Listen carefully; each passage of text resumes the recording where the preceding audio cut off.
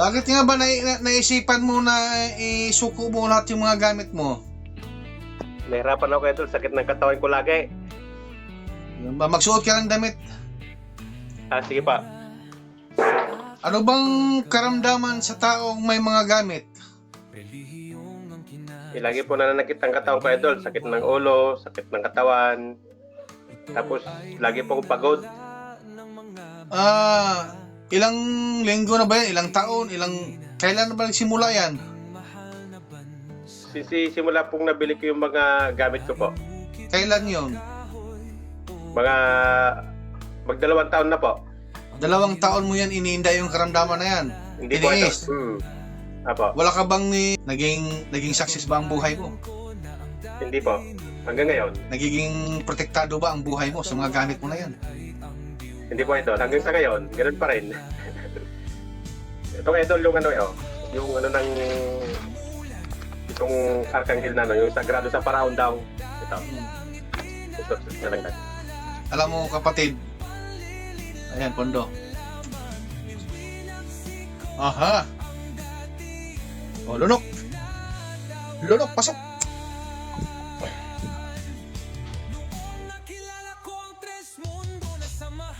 Yan, pakiramdaman mo, kumpara mo kanina at ngayon. Lahat po ng followers ng Tresmondo ay sa ngayon ay sinuko ko lahat ng mga gamit ko at naging maluwag ang aking pakiramdam. Ang ganda ng aking naramdaman sa ngayon. Linggo pa naman at pagkabuhay, lahat ng gamit ko ay sinuko ko na. Sana po lahat ng nanonood ng mga followers ng Tresmondo ay mapanood nito. Diyan lang po idol. Mga kablog ko, nais ko pong ipaalam sa inyo, ako ay isang tao lamang na ginamit upang mapagaling kayo mga kablog ko. Kikilanin nyo lang ang totoong nagbibigay buhay dito sa mundong may buhay, at ang isinugo dito sa mundong may buhay walang iba kung hindi ito nasa likod ko ngayon na si Tresmondo Tres Hilario. Isang espiritual, amang espiritual na pinapangalanan na Tresmondo Tres Hilario. Kapag kinikilala mo ito guys, ito nasa likod ko, yan ho ang magpapagaling sa inyo, hindi ako. Huwag niyo po akong idolan dahil ako ay isang tao lang po ha. Mga kablog ko, kung kayo ay gustong gumaling sa inyong mga karamdaman, kikilanin niyo ang kinikilala ko, itong nasa likod ko, ang amang espiritual na isinugo dito sa mundong may buhay na pinapangalanan na Tresmondo Tres Hilario. Isang amang espiritual, walang laman at walang buto. Kikilanin niyo, yan ang magpapagaling sa inyo.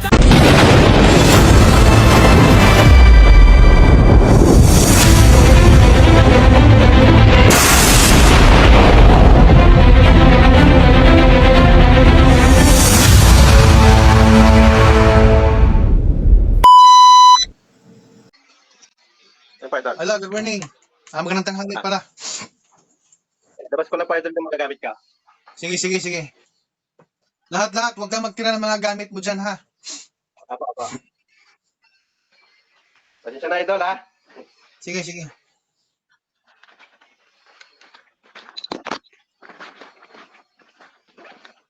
Bakit nga ba naisipan mo na isuko mo lahat yung mga gamit mo?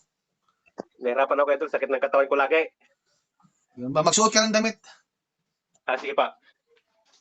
Sige pa idol, okay na ba? Tubig, naghanda na ba? Sige pa idol. Ito lang pa ako. Idol. Ano bang karamdaman sa taong may mga gamit?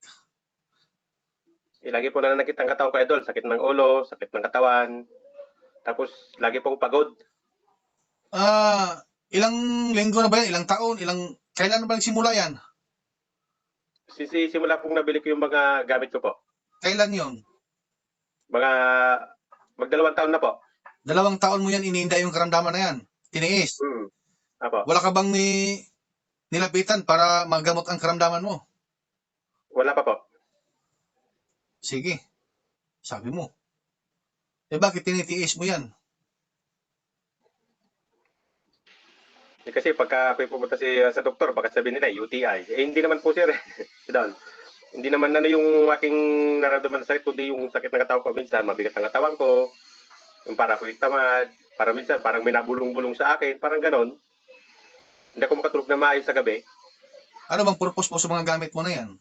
Bakit binili mo? Parang naingganya ako, idol, na daw, proteksyon, pang pasagana daw sa kita, proteksyon sa trabaho, parang ganon. Ang lahat ng bang sinasabi mo na yan ay nangyayari at nagaganap ba? Hindi po, idol. Naging success ba ang buhay mo? Hindi po. Hanggang ngayon, Nagiging protektado ba ang buhay mo sa mga gamit mo na yan? hindi po, idol. Hanggang sa ngayon, ganun pa rin. Itong idol, yung ng itong Arcangel na, yung sagrado sa paraon daw. Ito, Hmm. nalagdag.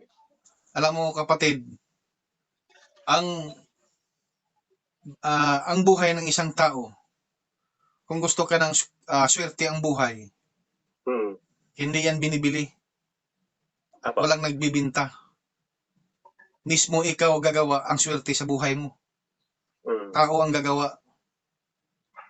Ngayon, about naman din sa proteksyon na yan na binibili mong gamit, bakit kailangan mo magpaulipon sa gamit na iyan? Sino ba ang mas makapangyarihan? Tao o ang gamit? Tao po, idol. Bakit nasabi mong tao ang makapangyarihan? Kasi para yung narinig ko sa mga vlog mo, mas makapangyarihan ang tao kaysa yung mga gamit. Dahil sa tao pa rin masagawa. Tama. Kasi hindi magkakaroon ng bisa ang mga gamit na yan kung hindi galing sa mga tao na pagdebosyon. Tama ho ba? Pagdadasal. Tama po. Apo. Kapag hindi mo dinidebosyonan yan at dinadasalan, ibig sabihin walang kapangyarihan ang gamit na yan. Oh. Bakit kailangan mo magpaulipon sa gamit na yan? Ikaw yung mas makapangyarihan. Hindi mo na kailangan magpagod pa dyan na magdasal-dasal. Hindi naman sa sinisiraan ko kayo. Pero iisipin mo lang ng mabuti. Para din naman yan sa sarili nyo eh. Bakit kailangan kayo magpagod sa isang bagay na wala naman kayong wala kayong nakukuha na benefits. Wala kayong nakukuha na kagandahan sa buhay. Nagiging malas pa. O, di ba? Ang siya. Akin na yung tubig na yan yung may paglubluban natin ng mga gamit. Ito pa, idol. Ito. O, ilublo mo yan lahat. Lublob ko pala. O, ito ay hindi paninira ha sa mga gamit ng Latin. Ang purpose nito ay para malusaw ang kapangyarihan sa mga taong nagagamit ng Latin at sumusuko. Yan lang. Pero ang mga taong gustong ipagpatuloy ang inyong mga kaalaman, so wala na kayong dito kasali, hindi na kayo kasali. I-skip nyo na lang po yung video. Pero ang mga taong gustong gumaling sa karamdaman nila, kailangan ko itong ipakita dahil ang nakikita nyo ay katulad din ito sa mga nararamdaman nyo. O sige na, lublob mo yan. Ito pa, idol. Lublob ko. Tayo ay naka-vlog kapatid ha, okay lang ba ito sa'yo? Nai-expose natin ang video ito. Ano yan? Yung sa picture po, idol, na ano? Okay, sige, lublob mo na yan. Okay po, idol. Sige, back mo yung camera. Titignan ko. Dahil lusawin na natin yan. Idol.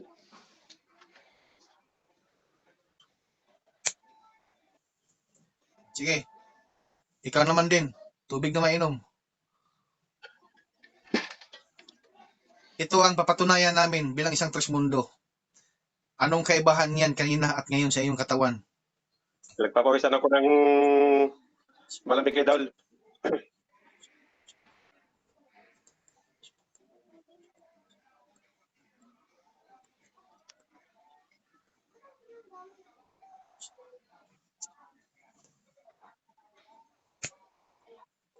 Sige, inumin mo yan.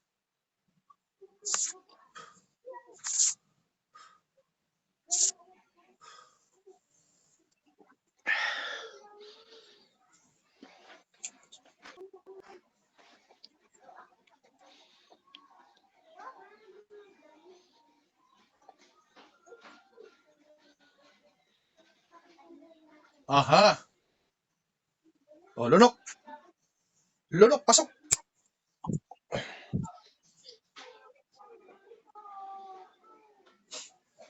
Yan, pakiramdaman mo, kumpara mo kanina at ngayon. Anong pagkakaiba? Medyo ayos idol yung pakiramdam idol, nawala yung sakit ng likod ko at saka yung balakang. Yung pamimigat at ang iyong ulo mo. Nawala din idol. Naka-vlog tayo. Anong masasabi mo? Tayo ba ay nagawa-gawa lang ba ng kwento? At anong masasabi mo sa dati na may gamit ka pa at sa ngayon nawala ng gamit na nagamot ng Trespondo? Anong pagkaiba? Ang laki idol, ang laking pinakaiba. Sige, ipaliwanag mo sa mga followers natin. Lahat po ng followers ng Trespondo ay sa ngayon ay isinuko ko lahat ng mga gamit ko at naging maluwag ang aking pakiramdam. Ang ganda ng aking naramdaman sa ngayon, linggo pa naman at pagkabuhay, lahat ng gamit ko ay sinuko ko na.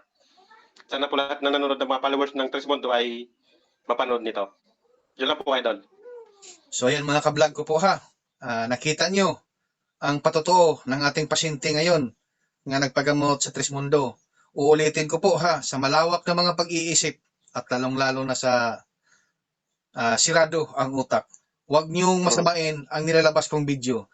Dahil ang video na ito ay para po ito sa mga taong tulad ni Kuya na gusto na rin magbagong buhay at maalis lahat ang kanyang karamdaman na matagal ang iniinda. Almost 2 years ka ba? Apa, Oo. Almost 2 years na kamo ang ano niya, karamdaman na tiniis. Ang karamdaman na iyan. So ang video na ito ay para sa mga taong gusto na magbagong buhay at hindi ito paninira sa mga taong may kaalaman sa Latin. Uulitin ko, hindi ito paninira sa may mga kaalaman ng Latin. Lawakan ho natin ang ating pag-iisip, unawain at intindihin. Dahil ang video na ito, kaya nilabas ito sa ere, ay para ito sa mga taong gusto ng magbagong buhay. Naway na unawaan nyo, mga baser, at intindihin nyo ng mabuti. Kung ano man ang iyong sinimulan nyo, kung anong paniniwala nyo, ituloy nyo. Hindi po kami nakikialam sa mga kung ano ang paniniwala nyo. Basta't ang sinasabi ko lang dito, ang video na ito ay para ito sa mga taong gusto nang magbagong buhay at gusto nang gumaling sa kanilang karamdaman na matagal at ilang years na tiniis nila ang kanilang mga karamdaman. Tulad ni Kuya na may gamit din na Latin. So hanggang dito na lang ako mga kablog ko. Bye-bye mga kablog ko. See you next vlog at paki-like and share ang video ito para isang buhay, isang share, isang buhay na maliligtas. Bye-bye mga kablog ko. See you next vlog. thank you po idol. Salamat po.